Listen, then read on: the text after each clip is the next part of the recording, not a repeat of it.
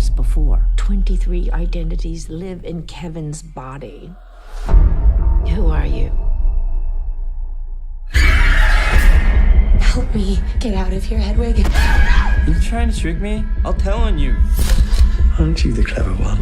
An individual with multiple personalities can change their body chemistry with their thoughts. Someone's coming for you. Who's coming?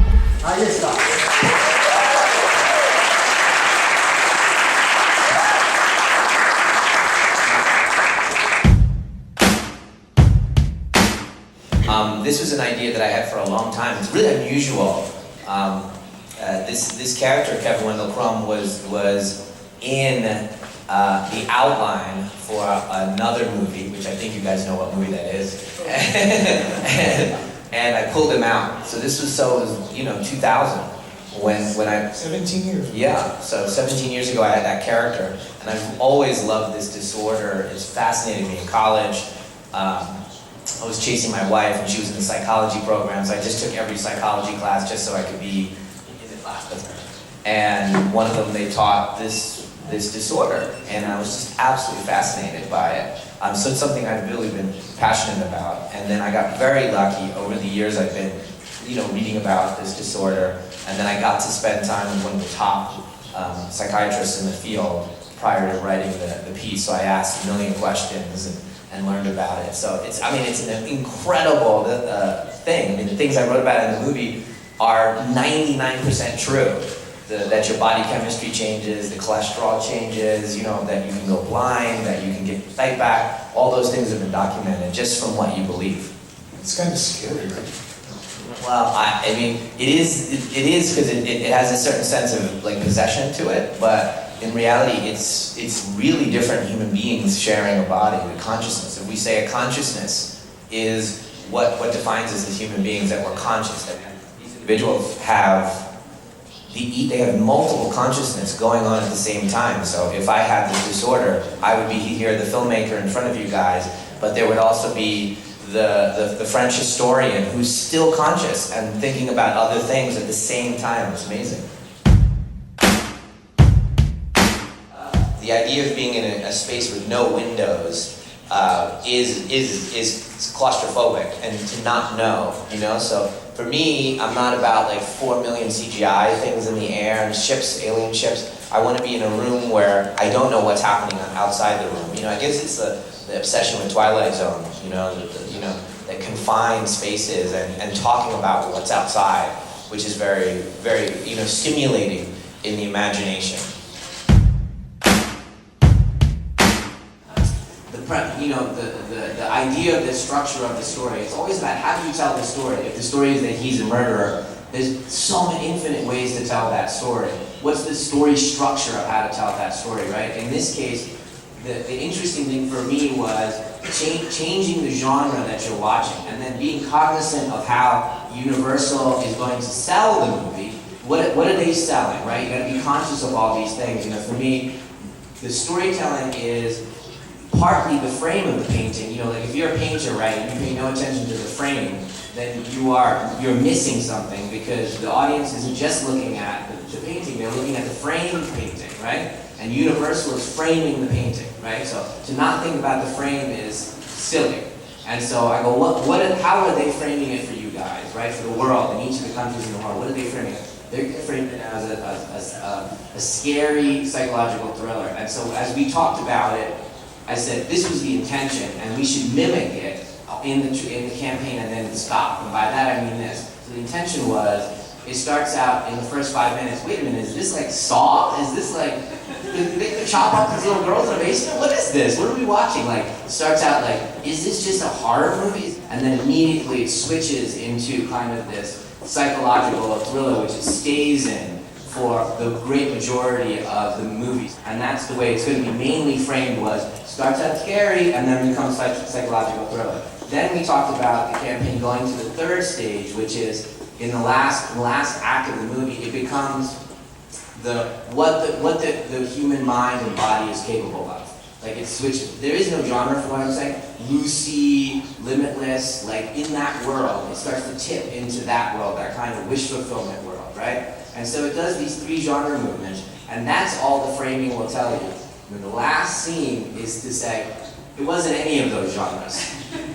It was actually a fourth genre the entire time you were watching was, can we do a movie where you thought you were watching a certain type of movie for the whole movie, and the last scene makes you go, wait a minute, we weren't watching that genre at all. So that was the fun of thinking about it, and even when we were making it, we never put that scene on the movie. We edited, showed audiences, edited, and made sure that the wrong genre was playing correctly until the end.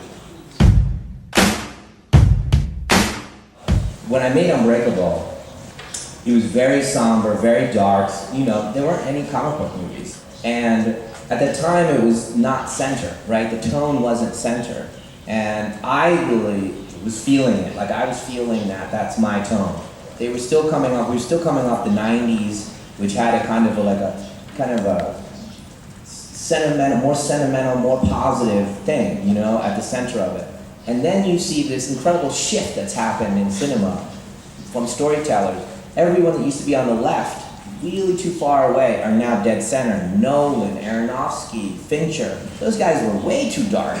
Now they're dead center, right? It's speaking to us. So the times and the tone of that story and the way I like to make movies now, this very kind of dark humor kind of thing that I really like, this kind of weird dark comedy tinge, this kind of David Lynchian obsession that I'm having right now. I love it. And it's really speaking to people. Whereas in 2000, it was a little bit off-putting. It was a little bit like, what was that? I remember being in a record store, and these two kids were like, oh my, that's Night Shyamalan over there. And one of the kids went, yeah, but Unbreakable sucked. I remember hearing that. And right now, there are teenagers like through the roof for this tone, right? It was too thinking, too dark, too edgy, too somber, you know, like they wanted, at that time they needed something else, right? And I wasn't really hitting it. And that's actually why I did Signs after that, really buoyant, fun, light. So I felt a little bit like they weren't ready for that. People aren't ready to have that kind of conversation. And so, like, if you think about what Split is, and like Split's now, it's gone incredible. I mean, it's one of my biggest movies ever in every country around the world. I mean, there's like child molestation. There's every single. These were not. You could not do these things before, right? Yes. Unbreakable. I was just really dark at that time, you know, and really interested in cinema and international cinema, and really coming from a different place than just let's have fun. And now I feel like this tone is really working with The Visit and this. And this was one of those, just like when Haley walked in for Sixth Sense, just like when Bryce walked in for the Village. The exact right human being at the exact right time for the exact right role at the exact right point in their lives. And you just all went click, you know? And he had already been thinking about doing a movie about this disorder many, many years ago. So he was already versed in it when I came and offered him the part. He's also super courageous. Like this guy feels no fear. And obviously for this role, you can't protect yourself at all. You have to just go with it.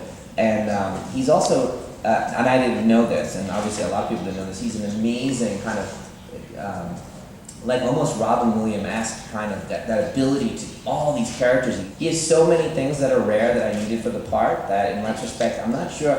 I mean, one hand, you could have only one hand could I think of even people that could have played this part. And so it was amazing. When we were shooting, just to tell you, you asked me how it was on the set, we would sometimes just stop shooting as soon as we finished a take, and the entire cast and crew would applaud because we knew we were watching something extraordinary unfolding in front of us. It was just a rare thing. We tried to keep one character per day. We rehearsed a lot. He's also, and I tend towards theatrical people that have theater training. You know, they know how to be on the stage and commit emotionally to something. And I do long takes, and he's a very accomplished theater actor. He actually won Best Actor in the UK. And just when we were shooting too. So he's super trained at that, so he can come in and commit, you know? Commit 100%. And so we did think about this, about the for me, one of my things I'm really most proud of is that there's 3 generations in the movie.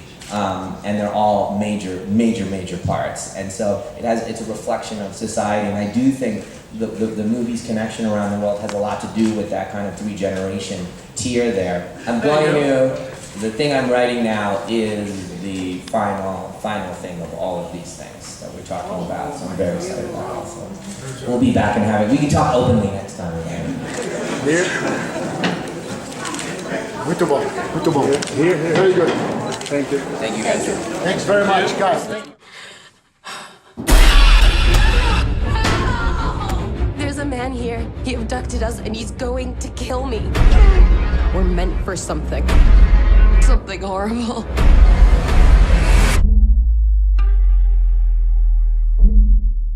The world will understand now. The beast is real.